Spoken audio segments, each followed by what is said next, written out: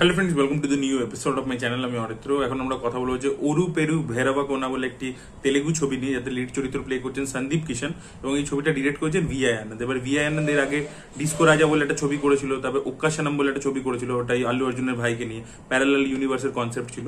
তো এবং যদি আপনারা ওই ছবিটা ডিস্কো রাজা দেখে থাকেন, ওখানে একটা সায়েন্স ফিকশন এলিমেন্ট ছিল। তো এই ডিরেক্টর বেশিরভাগ ক্ষেত্রে super natural, science fiction, fantasy, এই লেভেলে ফ্যান্টাসি লেভেলেই বেশিরভাগ ক্ষেত্রে উনি অপারেট করে থাকেন আর কি। তো এই ছবিটা আর কি একটা ফ্যান্টাসি, হরর, ফ্যান্টাসি, তার সাথে একটু কমেডি মিক্স করা একটা ছবি আর কি, যদি জনরা ব্লেন্ডিংটা বলে থাকে। এবার এই ছবিটার যে বেসিক যে স্টোরি লাইনটা ছিল না, সেটা খুবই ভালো একটা স্টোরি ছিল, খুবই ভালো পোটেনশিয়াল ছিল গল্পটার মধ্যে, কিন্তু এক্সিকিউশনের জন্য ছবিটা কিন্তু দাঁড়ায়নি। ছবিটা খুবই অ্যাভারেজ বা বিলো অ্যাভারেজ ছবি হয়েছে। তার কারণটা আমি পরে আসছি। সবচেয়ে প্রথমে বলি, এই যে ফরম্যাটটা, স্ট্রাকচারিংটা অনেকটা ডাস্ক টিল ডনের মতো। মানে ডাস্ক টিল ডন বলে যে ছবিটা ছিল, যেটা ট্যারেন্টিনো লিখেছিল এবং রবার্ট রড্রিগেজ ডিরেক্ট করেছিল, ওই ছবিটা আরো সিকুয়েলসও আছে, ডাইরেক্ট টু টেলিভিশনও সিকুয়েলস হয়েছে। তো ওটা 3টে পার্ট আছে মোস্ট প্রবলি। 3টে অব্দি আমি দেখেছি। একটাতে ব্যাংক ডাকাতি ছিল, হয়েছিল। প্রথমটা হচ্ছে নাইট ক্লাবে, যে একটা নাইট ক্লাবে দুটো লোক পৌঁছেছে, সেই নাইট ক্লাবে রাত্রির হলেই সবাই ভূত হয়ে যায়। এখানে সেই ব্যাপারটাকে, নাইট ক্লাবটাকে একটা গ্রাম দিয়ে রিপ্লেস করে দিচ্ছে। একটা গ্রাম আছে যেখানে রাত্রির হলেই সবাই ভূত। তো সেই এবার ব্যাকড্রপটা কিন্তু খুবই ইন্টারেস্টিং ভাবে ওরা সেট আপ করেছে, যে গ্রামটা পুরো তৈরি করেছে, কি কারণে ওখানে সবাই ভূতরা আটকে পড়েছে, কি কি আছে সেই জিনিসটা, এই যে প্রিমাইসটা, ব্যাকড্রপটা, এবং ওভারঅল একটা মেসেজও দেওয়ার চেষ্টা করেছে যে মানুষের যে হেট্রেড, সেটা মানুষকে একভাবে আটকে রেখে দেয় একটা প্রিজনের মধ্যে। সে তখন অন্য পার্সপেক্টিভ গুলো দেখতে পায় না, তার চোখটা ব্লাইন্ড হয়ে যায় আর কি। কিন্তু একবার তুমি যদি হেট্রেডটা ছেড়ে দাও এবং ওপেনলি ভাবো, তাহলে কিন্তু তুমি অন্য পার্সপেক্টিভটাও দেখতে পাবে, এবং তখন তুমি তোমার কাছের মানুষের থেকে যে হেট্রেডের কারণে যে দূরে হয়ে গেছিলে, সেটা কিন্তু আবার তুমি তাকে ফিরে পেতে পারো। এই যে মেসেজিংটা দিয়েছে, এটাও কিন্তু ভালো ছিল, যে ফিলোসফিক্যাল মেসেজিংটা ছিল, এবং এই যে ব্যাকড্রপটা, এই যে পুরো সেটিংটা, সেটা আর কি খুবই ভালো ছিল। কিন্তু বাকি ছবিটার যে স্ক্রিন প্লে এত বাজে। মানে প্রথম কথা হচ্ছে, ভাই তেলেগু সব সিনেমাকে, এদেরকে সব ধরনের অডিয়েন্সকে কেটার করতে হবে।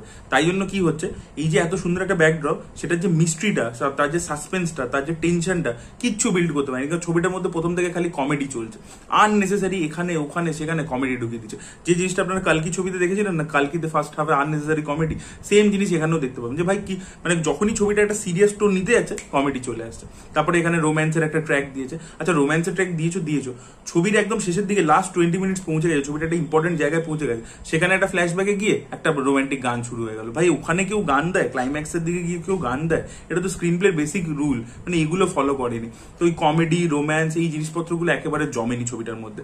আর দেখুন, ভিএফএক্স একটু দুর্বল আছে। আমি ভিএফএক্স দুর্বলের মধ্যে আসি না। সন্দীপ কিষান তো ওরকম বড় স্টার নয় যে বিশাল ভিএফএক্স হবে, সেরকম বাজেট নেই ছবিটা। কিন্তু তবু আমি বলবো যে পুরো ওভারঅল যে সেট আপটা, গ্রামটাকে যেভাবে তৈরি করেছিল, সেখানে যে এলিমেন্টস গুলো ছিল, আরো বেটার একটা ছবি হতে পারতো, দারুণ একটা মিস্ট্রি ছবি হতে পারতো। বিরূপাক্ষাতেও দেখবেন প্রথম দিকটাতে, ছবিটার মধ্যে প্রথম যে পোর্শনটা ছিল, সেই জায়গাটাতে ওই লাভ স্টোরি ইত্যাদি যেগুলো দেখাচ্ছিল, সেগুলো অতটা জমছিল না। কিন্তু মেন গল্পে একবার যেখান থেকে ঢুকে পড়ে, ওরা পুরো কনসেন্ট্রেটেড থাকে, এবং লাভ স্টোরিটা কেন ছিল তার জাস্টিফিকেশনটা কিন্তু ক্লাইম্যাক্সের দিকে আছে। ওই ছবিটা কিন্তু অনেক বেটার ভাবে এক্সিকিউট হয়েছিল।